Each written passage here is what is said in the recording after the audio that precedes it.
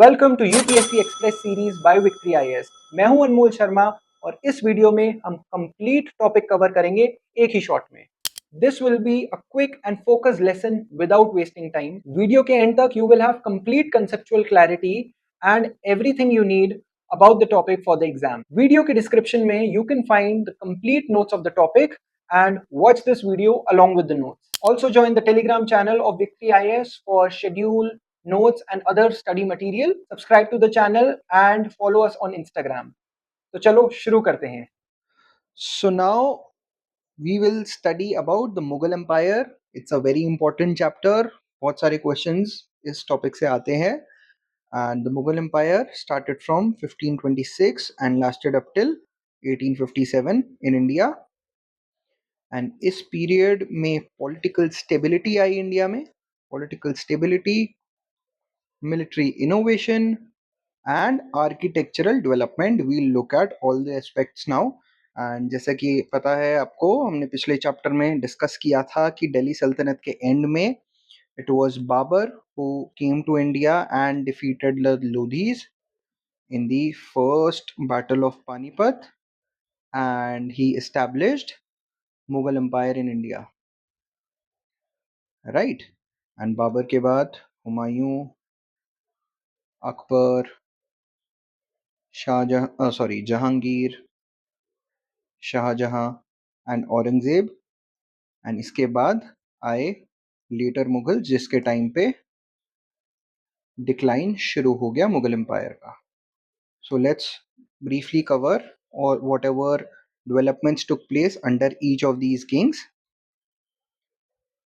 and then we'll move on to the administration and other aspects of Mughal Empire. So Babur की बात करें, Babur Timur और Genghis Khan, तुमने Genghis Khan जिसका नाम सुना होगा, उसका डिसेंडेंट था. who was a Mongol ruler, Genghis Khan, Changez Khan, जो central Asian empire, Mongol empire था. एंड ओरिजिनली फरगाना एक एम्पायर है अराउंड ईरान इराक के एरिया में. दैट वाज द प्लेस जहाँ का बाबर रूलर था. And as you can see, this is Fergana. इस एम्पायर का किंग था Babur, but he was actually defeated by the local tribes there, and he came to India on the invitation of दौलत खान लोधी और राणा सांगा. both of them invited Babur to India to defeat Ibrahim Lodi, who was the last sultan of the Delhi Sultanate. But हमने ये पढ़ा था कि जो इब्राहिम लोदी था वो अपने नोबल्स की बहुत बेइज्जती करता था, and Daulat Khan Lodi was one of the nobles. तो as a revenge he invited Babur to India. So यहाँ फिर बाबर आया. Babur fought first battle of Panipat and defeated Ibrahim Lodi and set up Mughal Empire in India. But Babur knew one thing कि जब तक राणा सांगा, who was a Rajput king, and Rajasthan इस area में Rajput confederacy में राणा सांगा was the ruler, जब तक राणा सांगा is there in India, he would not be able to set his empire in India, क्योंकि राणा सांगा को बाबर एक बहुत बड़ा थ्रेट देखते थे. इवन दो राणा सांगा ने ही बाबर को इनवाइट किया था, बट बाबर न्यू कि he had to get rid of Rana Sanga, तभी मुगल एम्पायर सेट हो पाएगा. So battle of Khanwa was fought by Babur against Rana Sanga.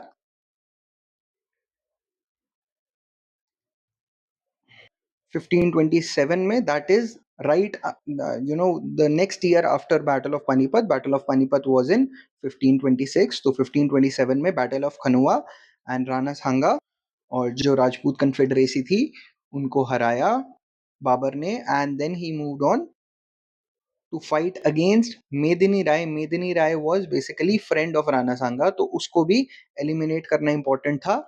तो battle of Chanderi was fought by Babur next in the very next year, that is 1528, and Medini Rai was defeated by Babur. And then उसके बाद ये battle of Panipat से start हुई बात। And उसके बाद last battle that was fought by Babur was the battle of Ghaghra, जिसमें एक लोदीज का नोबल था Mahmud Lodi, he was defeated by Babur. Battle of Ghaghra was fought in 1529, उसी के नेक्स्ट ईयर में, and Mahmud Lodi was defeated, and Babur set up Mughal Empire in India successfully after defeating all his adversaries.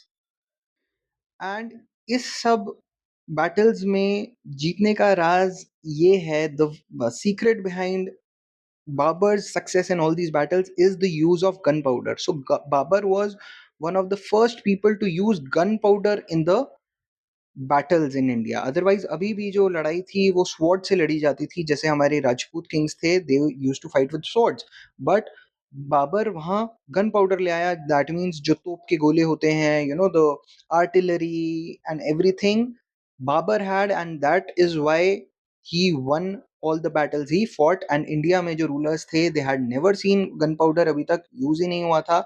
So that was a military innovation that was brought by Babur. And Babur ने अपनी ही खुद की autobiography लिखी थी, that is called Tuzuki Baburi, which is also called Baburnama. तो तिजुकी Baburi was an autobiography, मतलब बाबर ने खुद लिखी थी। अगर स्टेटमेंट कभी आता है कि Tuzuki Baburi was written by this this this person, that would be wrong, क्योंकि it's an autobiography also known as Baburnama. तो जब पर्शियन में ट्रांसलेट हुई तो उसको बाबरनामा बोल दिया, एंड टर्किश में इट वॉज तिजुकी बाबरी। ऑलराइट, सो बाबर के बाद बाबर का बेटा Humayun became the next Mughal ruler in the year 1530, but he ruled for 40 years, and then he was defeated by Sher Shah Suri, and who established the Suri empire। but Suruds को हरा के फिर से Babar came in 1555, and he ruled for one more year before he died। and कैसे मरा वो भी बड़ा एक इंटरेस्टिंग स्टोरी है। तो फिर एक और साल तक he ruled, after that Akbar took over. So बीच में इस एरा को बोलते हैं सूर इंटररेग्नम, जिसमें कि शेरशाह सूरी या फिर मुगल्स की जगह सूरी एम्पायर एस्टैब्लिश हुआ था। सो 1539 में Humayun was defeated by Sher Shah Suri in the battle, first at the battle of Chausa, battle of Chausa में हराया गया, and then at the battle of Kannauj या बिलग्राम में एक्चुअली हुमायूं को इतना बुरा हराया शेरशाह सूरी ने, that he had to run for his life, and he went to Persia after that, मतलब इंडिया ही छोड़ के भागना पड़ा। And Persian king Shah Tahmasp के एम्पायर में जाके he had to take refuge for all these years, मतलब 40 से 55 for 15 years he had to be away from India. But 15 साल के बाद शेर शाह सूरी का जो सक्सेसर था, मतलब कुछ सक्सेसर्स के बाद, Sikandar Shah Suri was one of the successors of Sher Shah Suri। He was very weak। Sher Shah Suri was very strong and a very able admin। वो एक वॉर में गलती से तोप का गोला उनके पास आके गिरा एंड ब्लास्ट हुआ और शेर शाह सूरी डाइड। अदरवाइज अगर वो कंटिन्यू करता रूल तो मुगल्स कभी वापस ही नहीं आते। He was such great leader and such great administrator. बहुत सारे changes in that few years he brought 5 years के रूल में। बट शेर शाह सूरी के बाद एक आध रूलर और आया, फिर सिकंदर शाह सूरी आया जो कि वीक था। He was defeated bye Humayun returned after 15 years in battle of Sirhind. So battle of Sirhind में Sher Shah Suri Humayun came back, defeated Sikandar Shah Suri and re-established the Mughal Empire। And one interesting thing about Humayun was a scholar। Humayun को पढ़ना लिखना बहुत पसंद था, इसीलिए हुमायूं ने दिल्ली में एक लाइब्रेरी बनवाई नोन एज शेर मंडल।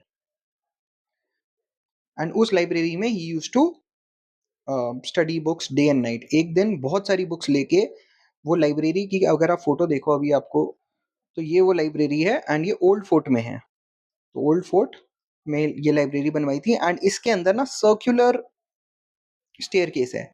तो एक शाम को हुमायूं बहुत सारी बुक्स लेके he was coming down the staircase, and इतनी सारी बुक्स थी, ही ट्रिप्ड या उसका पैर फिसला एंड वो नीचे आके गिरा एंड नेक पे injury I, and with in a few days Humayun passed away and he nominated Akbar as the next ruler of Mughal Empire. And जब Akbar became the ruler, he was only 13 years old.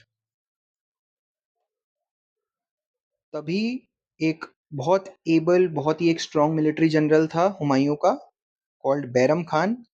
तो Bairam Khan was actually led the empire, और सारा administration Bairam Khan के under हुआ, and Akbar was just the king जब तक अकबर बड़ा नहीं हुआ।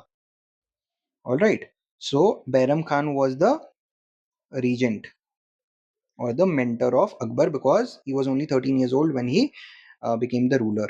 And Akbar became the ruler in 1556, 1 year after Humayun came back. So, at the time of Humayun's death, Akbar was not in Delhi, he was in Kalanor. Kalanor एक पंजाब में small town है जहाँ पे एक रेबेलियन चल रहा था। तो Akbar was there along with Bairam Khan, actual Bairam Khan ही लड़ रहा था, and Akbar was just there because he was the prince. And इसी टाइम हुमायूं के मरने की खबर आती है एंड पता चलता है कि Akbar is now the king. तो कलनौर में he was there, and first coronation, coronation मतलब जो जैसे वो सिंहासन पे बिठाते हैं, तो first coronation happened at Kalanaur Akbar का। बट सिंध अकबर पंजाब में था, जो दिल्ली कैपिटल थी, एक जो सूरीज का एक मिलिट्री जनरल था, बहुत ही able military general known as Hemu. तो हेमी को पता चला कि दिल्ली खाली है या Humayun has died and Akbar is not in Delhi, he is in Punjab Kalanaur. तो इससे पहले कि अकबर पहुंचता दिल्ली में, Hemu reach Delhi and defeated the Mughal army और जो भी वहां पे उनकी सिस्टम था, and he established his kingdom. And Hemu ने विक्रमादित्य का टाइटल भी ले लिया था, and for a few days he reach Delhi. But अब अकबर को कन्फ्रंट करना था, तो Akbar move towards Delhi, and Delhi में हेमू बैठा था, तो थोड़ा दिल्ली से बाहर निकल के at Panipat there was a battle fought, that was the second battle of Panipat in the year of 1556. And of course the battle was not fought by Akbar but by Bairam Khan on behalf of Akbar. And Akbar की जो army थी वो बहुत ही छोटी थी, बहुत ही छोटी थी, एंड जो हेमू की आर्मी थी वो बहुत बड़ी थी। Akbar stood no chance of winning the battle, and even Bairam Khan ने अकबर को बैटलफील्ड से थोड़ा सा पीछे रखा हुआ था कि in case Bairam Khan dies, Akbar को इवैक्यूएट कर ले एंड बचा के ले जाए। पर with in the battle accidentally एक तीर या फिर एक एरो जाके एक्सीडेंटली हेमू की आंख पे लग जाता है, एंड हेमू का जो एलिफेंट था, elephant leaves the battlefield. And जो बाकी के सोल्जर्स होते हैं उन्हें लगता है कि हेमू मर गया है क्योंकि he was injured, and elephant भाग गया। तो बाकी सोल्जर्स को लगा कि हेमू मर गया है, and they started running away.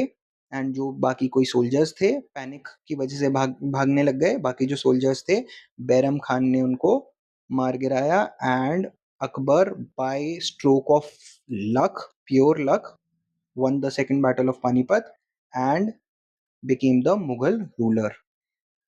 सो अकबर की एम्पायर की बात करें तो ये अकबर ने मिलिट्री कॉन्क्वेस्ट की, एंड मालवा का रीजन 1561 में, the whole Gujarat peninsula was added by Akbar to the Mughal Empire. Then Bengal का region, Kashmir, some parts of Kashmir were added to the Mughal Empire by the conquests of Akbar. And ये जो डेक्कन का area है, गोंडवाना और ये सब, that was also added by Akbar. So Akbar ने हर एक डायरेक्शन में under Bairam Khan and later by his independently after Bairam Khan, he undertook many military conquests and added all these areas to the Mughal Empire. तो काफी एक्सपेंशन हुई under Akbar. इसमें one of the most famous battle is the battle of Haldighati, जो कि 1576 में लड़ी गई against the very brave Maharana Pratap, and Maharana Pratap was defeated by Akbar's army, unfortunately. And ये जो राजपूताना एरिया था, that was also controlled by Akbar then. You can find the years, कौन कौन से ईयर में मालवा लिया, गुजरात लिया, अहमदनगर, डेक्कन लिया, या फिर कौन कौन सी बैटल कौन कौन से ईयर में हुई, in the notes, in the description. So this is basically factual in nature, ज़्यादा इसमें डिस्कस करने का ज़रूरत नहीं है. Now we move on to the policies of Akbar. सबसे famous was the religious policy. Akbar जो था वो बहुत ही एक सेक्युलर टाइप का इंसान था, मतलब he wasn't very strict Muslim. He was very tolerant towards Hindus and he abolished jizya. Jizya was basically a tax on non-Muslims. And एक हिंदूज पे पिलग्रिम टैक्स भी होता था, जो कि वो तीर्थ स्थानों पे जाते थे या फिर रिलीजियस प्लेस पे जाते थे, उसके लिए एक पिलग्रिम टैक्स लगता था. That was also abolished by Akbar. And then Ibadat Khana was inaugurated bye Akbar. इबादत खाना बेसिकली एक अपने ही कोर्ट में अकबर स्टार्टेड डिबेट्स. अकबर ने क्या किया कि हर एक फेथ का, हिंदुइज्म, सिखिज्म, इस टाइम तक पोर्चुगीज भी आ गए थे, तो क्रिश्चियंस, इन सबको, और मुस्लिम्स, इन सबको एक एक हॉल में बुलाता था. एवरी फ्राइडे एक डिबेट होती थी. डिबेट एज इन डिबेट से ज़्यादा डिस्कशन होती थी. हर एक रिलीजन अपने कैरेक्टरिस्टिक्स बताता था. तो ये एक इबादत खाना डिबेट्स होते थे जिसमें कि Akbar got to know the good things about each religion. And Akbar came to the conclusion that all religion speak of the same thing. हर रिलीजन एक ही बात में की बात कर रहा है, that is one universal truth, कि गॉड इज वन. एंड सब कोई घूम फिर के एक ही चीज हर एक रिलीजन प्रीच कर रहा है, दैट इज ट्रूथ. एंड इसी के चलते अकबर ने अपनी दो पॉलिसी स्टार्ट की थी. वन इज कॉल्ड सुलेही कुल. सुलेही कुल बोलते हैं जिसको, that means the policy of universal peace, जिसमें कि अच्छी अच्छी आदतें, जैसे कि not to harm anyone, not to steal, not to lie, और ये सब प्रीच किया जाता था, so that there was peace within the empire. And secondly he started with a faith called Din A Ilahi. So basically इसको sometimes एक new religion से compare या कंफ्यूज किया जाता है, but this was not a new religion. अगर paper में कभी एक स्टेटमेंट आ रही है दीन ए Ilahi was a new religion started by Akbar, then it is wrong. It is basically a type of faith या फिर एक sect that was started by Akbar, जिसमें कि यही अच्छी अच्छी बातें कि ही सॉ कि हर एक रिलीजन एक ही चीज बोल रहा है, दैट इज दूसरों का बुरा मत करो, स्टे ट्रू टू योरसेल्फ, किसी को चोट मत पहुंचाओ, डोंट हार्म अदर्स, और ये सब. तो उस वो सारी जो वो थी गाइडलाइंस या वो सारी जो बातें थी, ही compiled and created Deen A Ilahi, which was a faith or a sect, not a new religion. But ये जो experiments थे अकबर के, they were majorly flop, क्योंकि अकबर के मरने के बाद किसी ने, इवन उसके बेटे ने जो कि जहांगीर था, उसने भी ये सब फॉलो नहीं किया. So this was about the religious policy of Akbar. So when we talk about administrative reforms, Akbar introduce सबसे बड़ा जो administration reform लेकर आए थे, that was मनसबदारी system. Now what is mansabdari system? Mansabdari system was a system of dual ranks. जो भी officials या soldiers या गवर्नर्स या जो भी nobles थे in the empire, they were given two ranks. One was called Zat rank and the other one was the Sawar rank. Zat rank जो थी, Zat rank, that was basically determinant of their position in the society. जैसे कि कोई governor है या Nobel है या कोई प्रिंस है, उसको 10,000 की रैंक दी जाती थी. मतलब जो रैंक थी वो नंबर से रिलेटेड थी. अकबर के टाइम पे इट वाज बिटवीन 10 to 10,000. जो 10,000 थी, that was usually for princes जो थे या नोबल्स थे, इन सबको बहुत high, 10,000 used to be the highest during Akbar. तो 10,000 की एक रैंक दी जाती थी. तो जैसे जितना ज्यादा तुम्हारा जाट रैंक है, उतनी ज्यादा तुम्हारी सीनियोरिटी है इन द सोसाइटी. और जो नॉर्मल सोल्जर्स होते थे या नॉर्मल लोग होते थे उनको 10 के अराउंड जाट रैंक दी जाती थी. So this determine the hierarchy और your social position in the society. जितना तुम सीनियर होगे, जितने इंपॉर्टेंट होगे, उतना तुम्हारी जाट रैंक बढ़ेगी. And it was dual rank because इसके बाद जाट रैंक के साथ साथ तुम्हें एक सवार रैंक भी दी जाती थी. Sawar rank was the number of soldiers and horses. So basically soldiers, horses और सोल्जर्स, मतलब सोल्जर के साथ एक हॉर्स तो चाहिए ही होगा, that were to be maintained by that particular official. तो मान लो कि एक प्रिंस है जिसकी जाट रैंक है 10,000, और अगर उसकी सवार रैंक और जाट रैंक इक्वल है तो उसको 10,000 सवार, मतलब कि soldiers along with horses maintain करने पड़ेंगे. सो इस सिस्टम में उसने एक सोशल हायरार्की भी बना दी और आर्मी की भी मेंटेनेंस का जिम्मा उस ऑफिशियल को दे दिया. इसमें थोड़े रूल्स थे. रूल्स वाज दैट द सवार rank could never be greater than the Jat rank. मतलब जाट रैंक हमेशा सवार रैंक से ज्यादा होगी. दैट मीन्स अगर किसी का जाट रैंक 100 है तो उसको 100 से ज्यादा सोल्जर्स नहीं मेंटेन करने पड़ेंगे, उसको उससे कम ही देने पड़ेंगे. Sawar rank could be equal to zat rank, मतलब 100 अगर उसकी जाट रैंक है तो सवार रैंक भी 100 हो सकती है. मतलब 100 जाट का अगर एक बंदा है तो 100 सवार उसको मेंटेन करने पड़ सकते हैं, बट 101 नहीं करने पड़ेंगे. That was the rule. मतलब तुम्हारी जो रैंक है उससे ज्यादा की तुम्हें burden of maintaining the soldiers नहीं करने को मिलेंगे. Sawar could be equal to zat, but sawar could never be equal to zat, but zat could be equal to sawar. थोड़ा कंफ्यूजिंग है बट समझ आ जाएगा. मतलब अगर तुम्हारी सोशल हायरार्की 100 है तो हो सकता है तुम्हारी सवार रैंक, तो ये जाट है, तो तुम्हारी सवार रैंक हो सकता है सिर्फ 10 भी हो, ये चलेगा कि तुम सीनियर हो बट सोल्जर या सवार तुम्हें कम मेंटेन करने हैं. So this could work. So this was broadly the rules. So this was the मनसबदारी system जिसमें दो रैंक्स थी. एंड यू नो कि what which rank meant what. Jat rank से क्या होता था, social position or hierarchy determine, and savar rank say number of soldiers and horses to be maintained by that official. So this was actually introduced by Akbar. इसी के साथ साथ another system was introduced called zabt system by Akbar. zabt system राजा जो टोडरमल थे उन्होंने अकबर के rule में introduce करवाया था. व्हाट इज जब्त सिस्टम हम ये एडमिनिस्ट्रेटिव सेक्शन में देखेंगे, एडमिनिस्ट्रेशन ऑफ मुगल एम्पायर के अंडर देखेंगे in detail. Basically it was a system of land revenue collection that was based on proper calculation. And उसके अलावा Akbar for the first time organized the administration.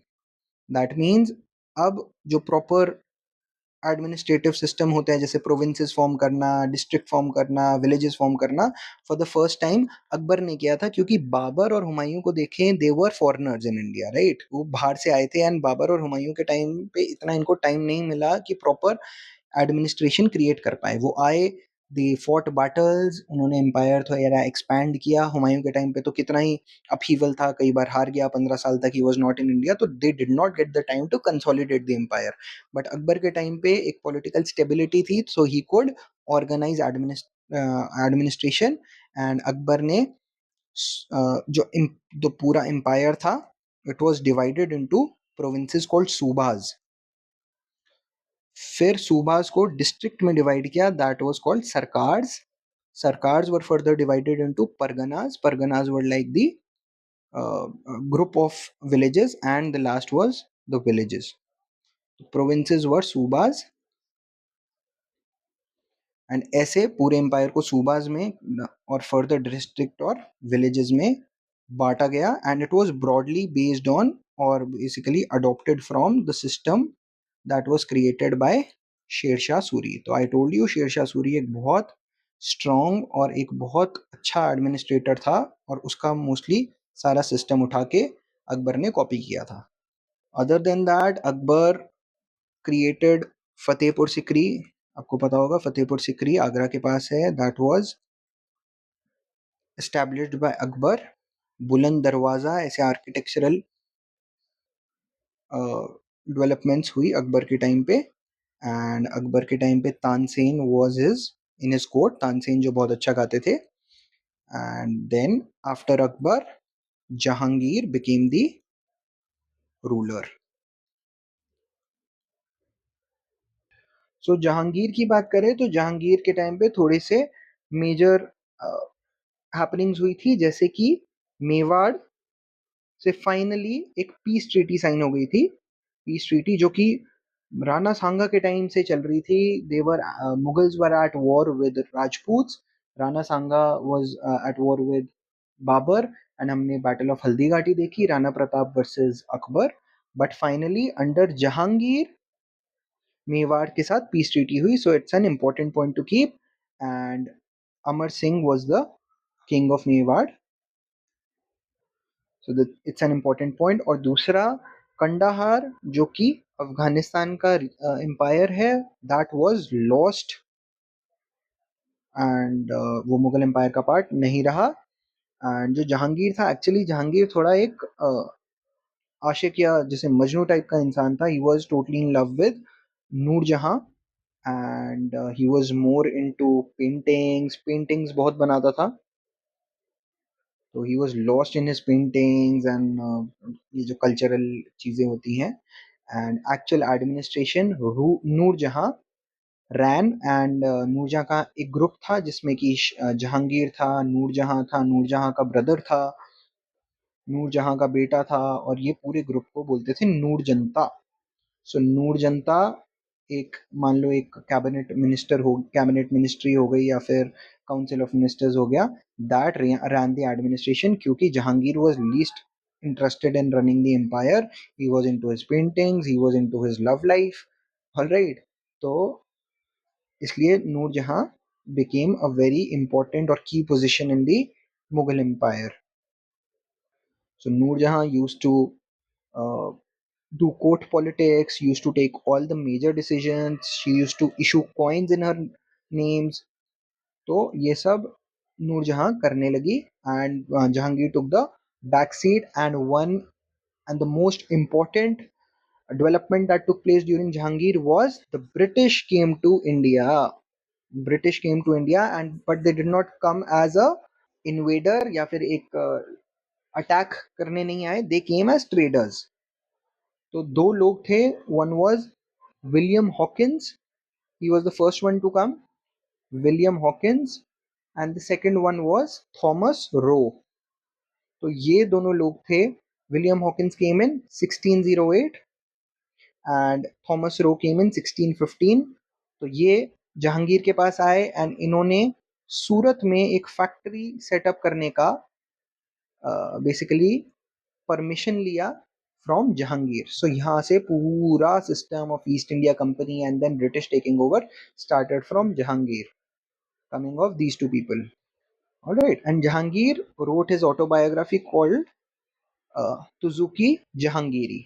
So this is also a autobiography। And इसके अलावा किसने लिखी थी autobiography? We just discuss Tuzuki Baburi, written by Babur. After Jahangir came Shah Jahan. So Shah Jahan के time पे basically ये बीजापुर गोलकोंडा वाला एरिया जो कि डेक्कन का रीजन है, वो एम्पायर में ऐड हुआ। And governor of Deccan Shah Jahan के टाइम पे was his son Aurangzeb. And it was because of Aurangzeb only कि पूरा Deccan area came under the Mughal empire. And also Shah Jahan के टाइम पे नॉर्थ वेस्ट फ्रंटियर में Mughal empire expanded. And under Shah Jahan, British further expanded their trading activities in India. And Shah Jahan was more interested in architecture. You know, he created Taj Mahal for Noor Jahan, and then Red Fort in Delhi Shah Jahan ने create किया। Jama Masjid in Delhi, that was also constructed by Shah Jahan, Moti Masjid, Shahjahanabad जो कि दिल्ली को बोलते थे उस time पे, या दिल्ली में एक सिटी थी, that was all created by Shah Jahan. And Shah Jahan, I told you, he was also not very strong as such. उसका जो बेटा था Aurangzeb, he was more aspirational, वो ज्यादा तेज था.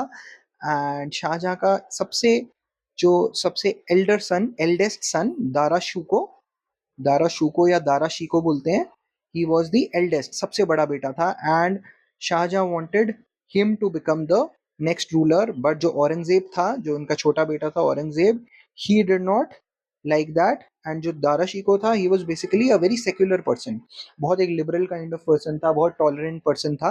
एंड शाहजहां वांटेड कि दारा शिको बने, but Aurangzeb was against Dara Shikoh. And जब Shahjahan in his old age became weak, या after the passing of नूर महल, शाहजहां को औरंगजेब जो था डेक्कन से वो he came to Delhi and Agra, Deccan को छोड़ आया था. तभी डेक्कन में बहुत सारी इश्यूज होने लग गए थे, क्योंकि जो गवर्नर था वो डेक्कन छोड़ के दिल्ली या आगरा में आ गया था. एंड ही इम्प्रिजन्ड, अपने ही फादर को इम्प्रिजन कर दिया था, शाहजहां को इम्प्रिजन कर दिया था औरंगजेब में. एंड आगरा में जो ताजमहल है उसके सामने एक काल कोठरी में बंद कर दिया था, where he died. And there was a war of succession, Aurangzeb और दारा शिकोह के बीच में एक लड़ाई थी, that is called battle of Samugarh. Battle of Samugarh was fought between them.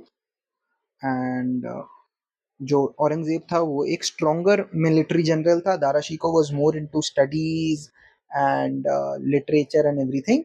And Aurangzeb won, Dara Shikoh was defeated, and Aurangzeb became the next Mughal ruler. So Aurangzeb was the last strong Mughal ruler. After Aurangzeb there was decline in the Mughal empire. And the most important point is Aurangzeb के time पे largest empire था, largest territorial extent of Mughal empire, मतलब सबसे ज्यादा expanded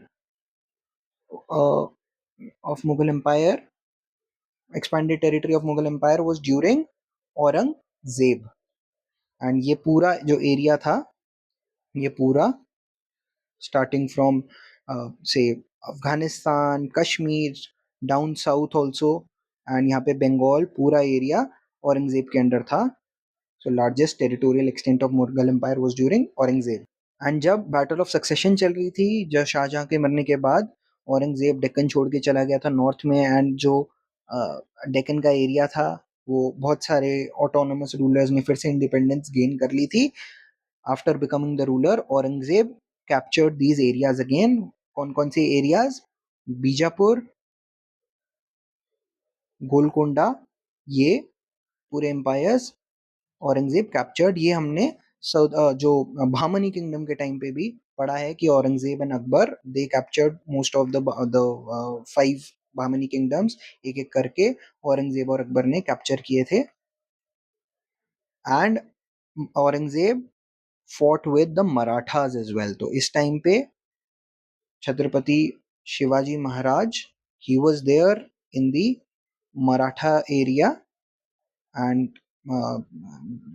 Marathas gave Aurangzeb a very tough time. We'll discuss Marathas in the next topic. So he fought with Marathas as well. And Marathas were one of the reasons. Marathas एक reason था जिसकी वजह से Mughal empire decline हुआ. All right, so talking about the religious policy, Aurangzeb was one of the more religious intolerant rulers. He did not like the policies of Akbar. And he reimposed जिजिया. जिजिया जो कि अकबर ने abolish किया था, जो कि एक टैक्स होता था नॉन मुस्लिम पे, जैसे कि हिंदूज पे. It was reimposed by Aurangzeb. And he was such a staunch or orthodox person कि he banned music, paintings, because he saw this as a form of entertainment and not, he did not like it. And he destroyed and attacked temples, like Kashi Vishwanath temple was attacked by Aurangzeb was attacked and he reversed the liberal policies of Akbar. And Akbar के time पे, sorry, Aurangzeb के time पे मराठास और यहाँ पे राजपूत्स, इन दोनों से constantly he was in battle with, and constant battle की वजह से Aurangzeb towards the end of his rule became a very frustrated man, क्योंकि डेक्कन में Marathas were continuously attacking and Rajasthan area में Rajputs were continuously attacking, and इस वजह से he could not rest in peace and he died a frustrated man because of the constant warfare. All right, and after Aurangzeb there were certain later Mughals, weak rulers थे जैसे Bahadur Shah one, जहानदार Shah, Farooq सियार. All those details about the later Mughals you can find in the notes. ज़्यादा कोई इतना happenings थी नहीं, little factual details. तो and इस टाइम पे क्या हुआ था, बहुत सारे मुगल एम्पायर में से बंगाल का empire, Hyderabad empire, Awadh empire, they broke away they broke away from the Mughal empire and created their own independent empires. So they became independent during later Mughals. The details you can find in the notes. And later Mughals के time पे नादिर शाह की भी invasion हुई थी, Nadir Shah and Ahmad Shah Abdali, जिसकी वजह से further the empire weakened. So if you look at the reasons for the decline, so internal power struggle था, दैट मीन्स अंदर ही अंदर बहुत सारे ग्रुप्स बन गए थे, डिफरेंट नोबल्स थे, वो अपने अपने छोटे छोटे किंग्स बना रहे थे and they were consistently fighting with each other, there was no unity. Number two, weak nobles, जो नोबल्स थे वो इतने स्ट्रांग नहीं थे जैसे कि अकबर या फिर शुरू में जो स्ट्रांग रूलर्स थे उनके टाइम पे थे, तो that also led to the decline. And nobles acted as kingmakers. That means they had their own candidates. जो weak rulers थे, they wanted the rulers to be weak so that these nobles could actually rule. ऐसे ही king maker nobles का example है Syed brothers. तो ये Syed brothers थे जो कि एक लेटर मुगल रूलर था फारूक सियार, उसको सैयद ब्रदर्स ने मरवाया था and they brought their own candidates to power, and वो एक पपेट या एक डमी किंग्स होते थे. एक्चुअल जो पावर थी वो ये नोबल्स जो कि किंग मेकर्स थे वो इंजॉय करते थे और वो प्रैक्टिस करते थे. And then the regional kingdoms हमने पढ़ा, Marathas gave a tough time to the Mughals, then Sikh kingdom, Jat kingdom, ये सारे किंगडम्स नॉर्थ इंडिया में strong हो गए थे, as you know, very strong kingdoms, and they were a big reason behind the decline. सब autonomous independent kingdoms बन चुके थे and Mughals could not stop them.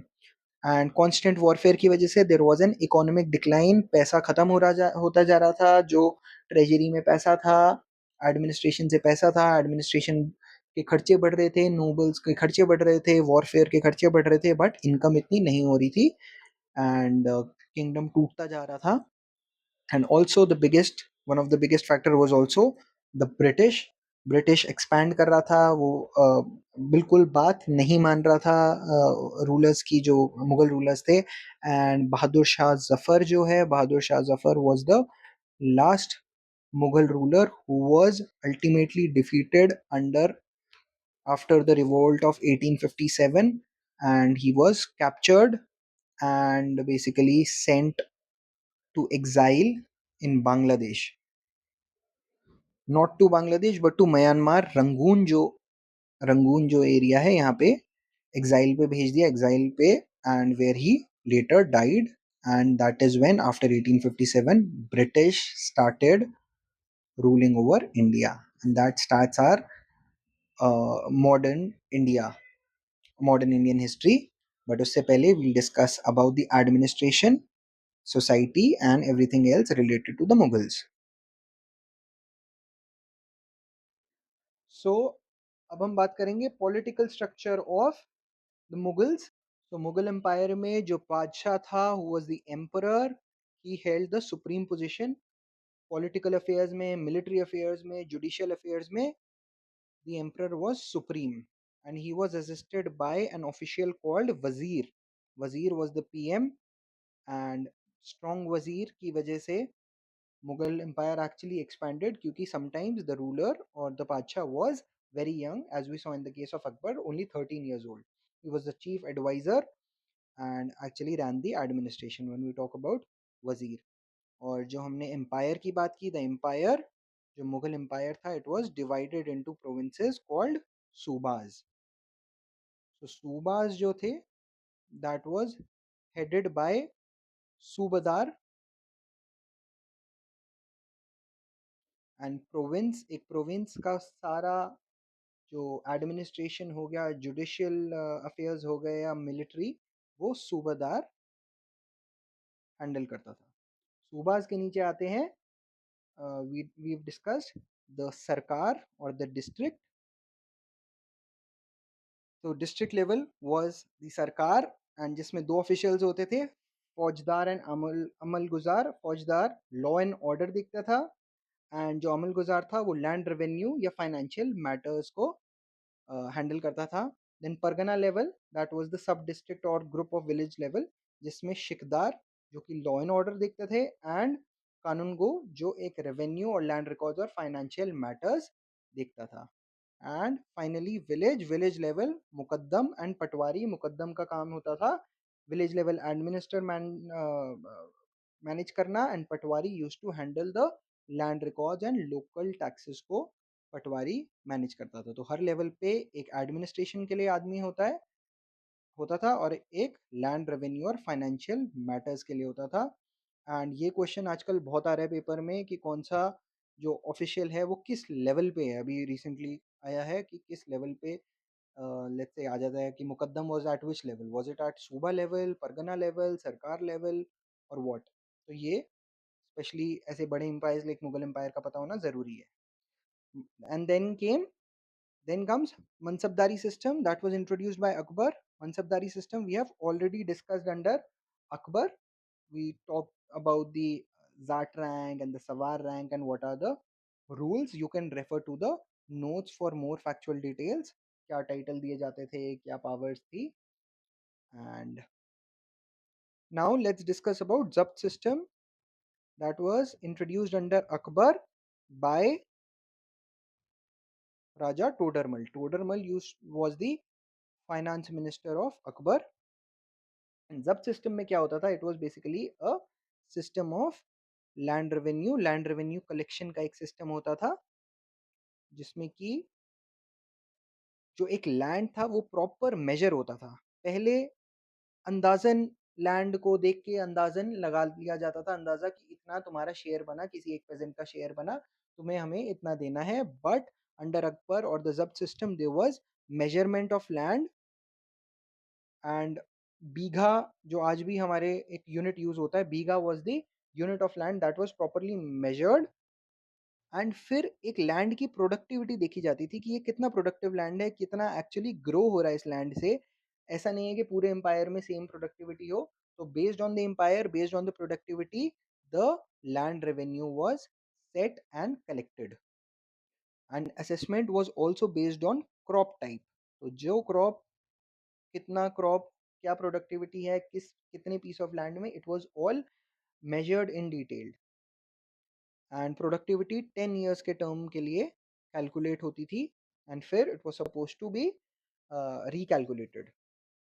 And based on all these calculations एक fixed rate पर बीघा कि अगर एक farmer है, वो इतने बीघा लैंड क्रिएट मतलब है जिसके पास, और ये प्रोडक्टिविटी है और ये वाला क्रॉप यूज कर रहा है, उसके लिए एक फिक्स्ड रेट फिक्स किया गया था. And the tax was collected accordingly. And जो ये टैक्स कलेक्ट होता था, ये कैश में कलेक्ट होता था. मतलब प्रेफर होता था कि कैश में दो रादर देन एक क्रॉप के काइंड. जैसे कैश और काइंड होता है, काइंड मतलब कि जो फार्मर्स है वो क्रॉप ही तुम्हें बेच रहा है अपना लैंड रेवेन्यू के चक्कर में. बट अभी कैश कलेक्ट होता था from the farmers under the zabt system. And that was actually beneficial for Mughals कि वो किसी और पर्पस के लिए भी कैश को यूज कर सकते हैं, and proper records were kept of the land revenue. So this was the zabt system under Akbar. So now let's discuss about jagir system, जो कि दिल्ली सल्तनत से भी चला आ रहा था एंड अंडर मुगल एम्पायर ये एग्जिस्टेंट था. इसमें क्या था, जैसे हमने देखा कि मनसबदारी सिस्टम में एक मनसब दिया जाता था, that was a piece of land जो कि ऑफिशियल्स को दिया जाता था, जिससे कि वो लैंड रेवेन्यू कलेक्ट कर सकते थे in lieu of salary. That means कि कैश में सैलरी देने की जगह एक पीस ऑफ लैंड उनको दे दिया, जिसमें से कि जो लैंड रेवेन्यू आएगा वो उस मनसब में से वो उनकी ऑफिशियल्स की सैलरी हो जाएगी. But it was only the land revenue collection rights that were given to them. Land उनके नाम नहीं किया जाता था. दैट मीन्स लेट्स से एक parcel of land around Panipat, ये एक ऑफिशियल को दे दिया, तो वो पानीपत उस ऑफिशियल का नहीं हो गया, बट पानीपत से जो लैंड रेवेन्यू निकल रहा है या जो टैक्स निकल रहा है वो official, that official could keep as his salary. तो इससे क्या हुआ कि उस ऑफिशियल को रेवेन्यू राइट्स तो मिले बट ओनरशिप नहीं मिली. दैट मीन्स कि एक फ्यूडल टेंडेंसी जो थी, जो एक फ्यूडल स्टेट्स होते थे, जो स्टेट्स ऑटोनोमस हो जाते थे आगे जाके, जैसे कि हमने साउथ इंडिया में नायकर सिस्टम के अंडर देखा था, under the Vijayanagara empire and other empires, वो इधर अवॉइड हो गया. That means the land was still with the king, with the Mughal empire, but उससे रेवेन्यू कलेक्ट करके salary the official could keep. So इससे दो पर्पस हो गए कि लैंड रेवेन्यू कलेक्शन की हेडेक भी उस ऑफिशियल की हो गई, मुगल एम्पायर की नहीं हुई, एंड सेकेंडली मुगल एम्पायर और जो वो थे मुगल एम्पायर को सैलरी भी नहीं देनी पड़ती थी उस पर्टिकुलर ऑफिशियल को. बोलते थे लैंड रेवेन्यू कलेक्ट कर and you keep the money. So this was the Jagir system. And also ये जो लैंड था, ये मनसब था, पर्टिकुलर लैंड वो ट्रांसफर होता रहता था. ऐसा नहीं था कि पूरी लाइफ तुम्हें इसी से लैंड रेवेन्यू लेना है. कुछ साल बाद कहीं और पे मान लो कि करनाल का लैंड इसको दे दिया ऑफिशियल को, अब वो करनाल से कलेक्ट करेगा, पानीपत से नहीं करेगा. तो इससे क्या होता है, एक होल्ड ओवर दैट लैंड वो भी उस ऑफिशियल का नहीं बन पाता कि आगे जाके वो एक इंडिपेंडेंट एम्पायर बना ले out of Panipat. That is also avoided. So that was a very smart system that was under the Mughal Empire. तो इनको मनसबदार या जागीरदार बोला जाता था. और एक और टाइप का वो होता था. सो बेसिकली मनसबदार और जागीरदार में ये फर्क है. मनसबदार के दो रोल्स होते थे एज वी डिस्कस्ड. उसको एक सवार, एक नंबर ऑफ सोल्जर्स और हॉर्सेस भी मेंटेन कर के रखने पड़ते थे. बट जागीरदार जो था, सिंपली जागीरदार, वो बस लैंड रेवेन्यू कलेक्ट करता था. एक और टाइप का ऑफिशियल या वो होते थे लोग जो कि बोलते थे जमींदार. ये आपने सुना होगा. तो zamindar basically belong to the land. They had traditional rights over the land. जैसे कि जागीरदार का हमने देखा कि वो लैंड ओन नहीं करते थे, वो उस लैंड के नहीं होते थे. That was just a an assignment that was given to them. But zamindars actually belong to the land and they were traditional and उसी एरिया के होते थे. जैसे कि पुराने पानीपत का कोई लीडर हो गया या बहुत एक पेजेंट लीडर हो गया, वो उधर का जमींदार हो गया. एंड इस जमींदार के क्या रोल होते थे? Number one, revenue collection from the pageants, from the farmers. Revenue collect करते थे. And along with the revenue, law and order भी उस एरिया का वो जमींदार ही मेंटेन करता था. कोई क्राइम हो जाता था, उसकी इन्वेस्टिगेशन भी वो जमींदार ही करता था.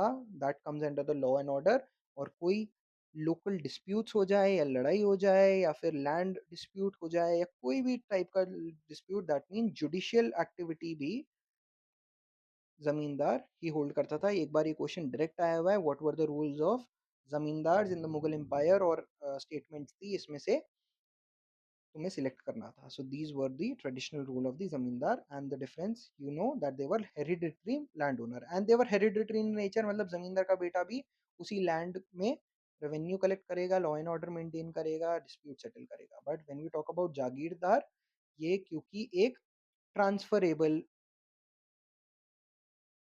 जागीर या मनसब जो होता था वो ट्रांसफरेबल होता था, तो हेरिडिटरी नहीं होता था। ज़रूरी नहीं है कि जागीरदार का बेटा या मनसबदार का बेटा भी मनसबदार बने। It was based on merit, but here it was hereditary when we talk about zamindari system. And then when we talk about the society, as you know, proper hierarchy थी based on zat rank, and also छोटे soldiers थे, then बड़े officials थे, और फिर nobles या royals थे। तो society में एक hierarchy तो थी। And when we talk about the women, हमने देखा certain women like Noor Jahan, they were very influential in the society। तो women also, especially when we talk about elite women, वो एक बहुत important position hold करती थी Mughal empire में। and even though पर्दा system was also practiced, कि घूंघट रखना या सर ढक के रखना, that was still practiced, but they held important positions as well। and जो islamic law था उसके under women got even property rights। तो property rights were also extended to women under the Mughal empire। All right. And Mughal empire में lot of urban cities came, जैसे आगरा, फतेहपुर सिकरी, लाहौर, दिल्ली, अहमदाबाद, ये सब जो cities थी they developed during Mughals only, क्योंकि political stability थी, empire was expanded. Trade, large scale trade was basically undertaken by the Mughal Empire। and we also know कि British also started trading, तो British के साथ भी trade started happening। and all this led to the development of Mughal Empire initially, जब तक king strong था। but जैसे जैसे औरंगजेब के बाद king weak होने लग गया, वैसे वैसे empire decline होने लग गया। and we saw the reasons for the decline, and that concludes our chapter on Mughals। You can refer to the notes for complete comprehensive details। and now we'll take on the last chapter of medieval India, that is the Marathas।